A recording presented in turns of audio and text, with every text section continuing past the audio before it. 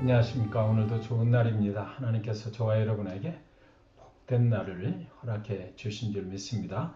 오늘 아침 말씀은 베드로전서 4장 12절과 13절 2절 말씀 되겠습니다. 사랑하는 자들아, 너희를 시련하려고 오는 불시험을 이상한 일 당하는 것 같이 이상히 여기지 말고 오직 너희가 그리스도의 고난에 참여하는 것으로 즐거워하라. 이는 그의 영광을 나타내실 때에 너희로 즐거워하고 기뻐하게 하려 함이라. 그리스도인들과 동행하는 고난이라는 제목을 가지고 함께 말씀을 나누도록 하겠습니다.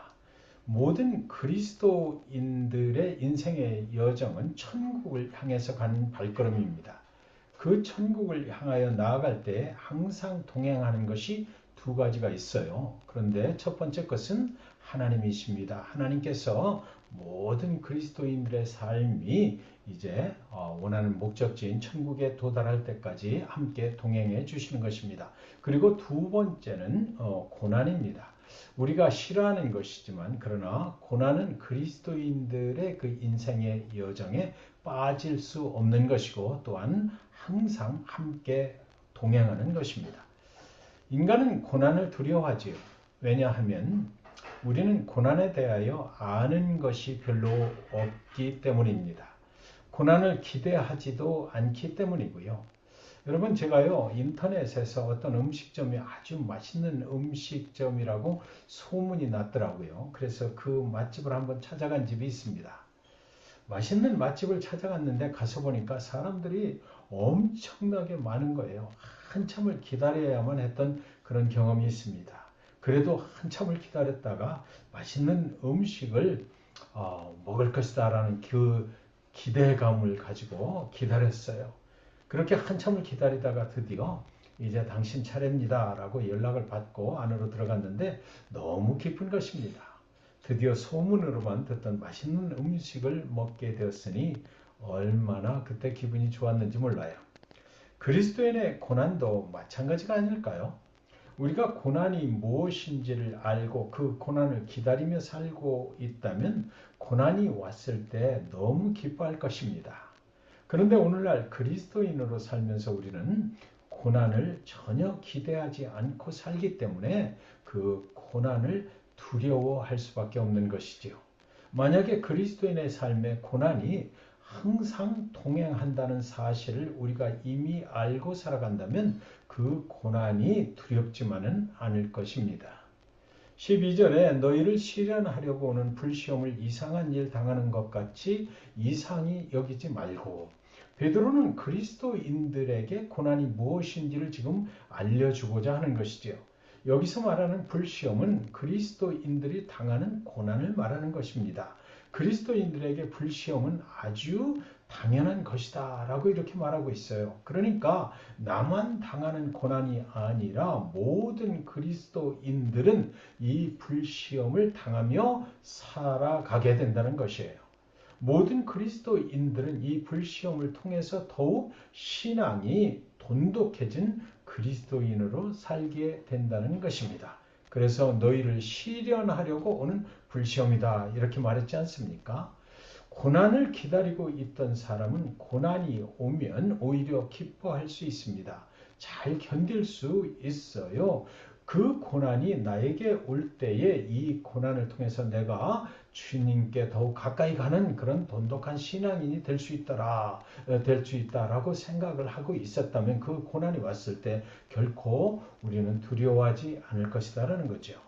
자기가 기다리고 있었던 것이 드디어 자신 앞에 왔구나. 오히려 기뻐할 수 있는 것입니다. 13절에 오직 너희가 그리스도의 고난에 참여하는 것으로 즐거워하라 그랬습니다. 즐거워할 수 있는 이유는 불시험을 통해서 그리스도의 고난에 동참하게 되었기 때문입니다. 여러분, 초대교회 시절 교인들은 지금의 교인들보다 훨씬 순수한 사람들이었다고 합니다. 오늘날 성도들은 매사에 아주 복잡하게 따지고 분석을 하고 그러지만 초대교회 성도들은 순진한 삶을 살았다고 그래요. 그래서 그들은 자신들이 예수를 믿으면서 사는 삶을 선택을 할 때 이미 고난이 올 것을 인정하고 예수를 믿은 것입니다. 예수를 믿기로 결단을 했을 때 세상이 주는 기쁨을 포기하고 그 순간 나는 예수를 믿겠다 그런 결정을 하였던 것이지요. 그래서 자신들이 그리스도인으로 받는 고난을 곧장 그들은요 그리스도의 고난에 참여하는 것으로 연결시킬 수 있었다라는 것입니다. 그렇다면 오늘날의 성도들의 모습은 어떤가요? 첫째로 우리는 그리스도인으로 살기는 원하지만 불시험과 같은 고난은 싫어한다는 것입니다. 불시험이 오면 이상하게 생각한다는 것이에요. 우리는 고난을 잘못 해석하고 있기 때문이지요.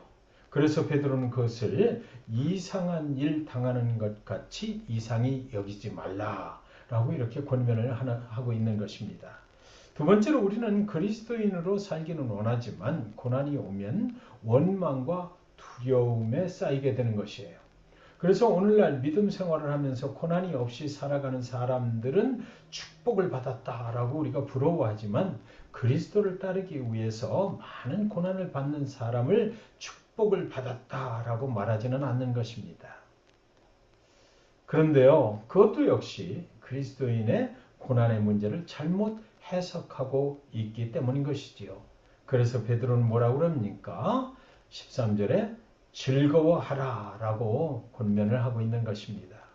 사랑하는 성도 여러분, 그렇다면 불시험과 같은 고난에 대한 정말 올바른 해석은 무엇일까요?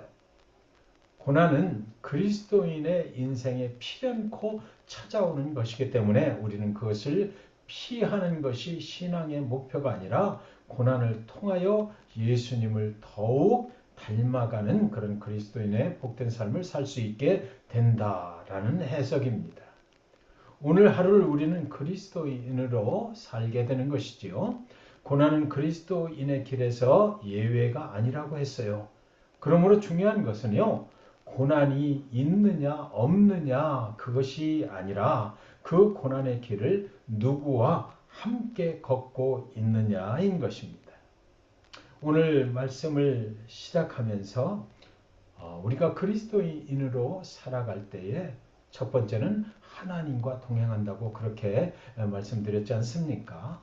그렇다면 오늘 우리는 누구와 함께 동행하게 될까요? 이사야서 43장 1절 2절에 너는 두려워 말라 내가 너를 구속하였고 내가 너를 지명하여 불렀나니 너는 내 것이라 네가 물 가운데로 지날 때에 내가 함께 할 것이라 강을 건널 때에 물이 너를 침몰치 못하게 할 것이며 네가 불 가운데로 행할 때에 타지도 아니할 것이요 불꽃이 너를 사르지도 못하리니. 아멘입니다. 사랑하는 여러분, 우리가 당하는 고난의 한가운데에서 우리와 함께 하시는 하나님과 함께 오늘도 여러분을 영광의 자리로 인도하시는 그 하나님을 믿으시면서 그분과 함께 나아가실 수 있으시기를 주님의 이름으로 간절히 축원드리는 것입니다. 말씀 기억하시면서 기도하시겠습니다. 거룩하신 하나님 아버지, 이 시간 그리스도를 따르다가 당하는 외로움과 질병과 두려움 가운데 있는 성도들을 기억하여 주시옵소서. 침몰할 것 같은 인생의 물 가운데로 지날 때에도 함께 하시는 하나님을 기억하게 하시고 깊은 강을 건널 때에도 내가 너를 지명하여 불렀나니 너는 내 것이라 말씀하시는 하나님의 음성을 듣게 하여 주시옵소서. 그러므로 불시험과 같은 고난 가운데서도 우리도 예수 그리스도의 고난에 참여함을 기뻐하며 즐거워하게 하시고 그 고난을 통하여 우리를 영광의 자리로 인도하시는 하나님께 오히려 감사하게 하여 주시옵소서. 우리를 위해 고난받으신 예수님의 이름으로 기도합니다. 아멘.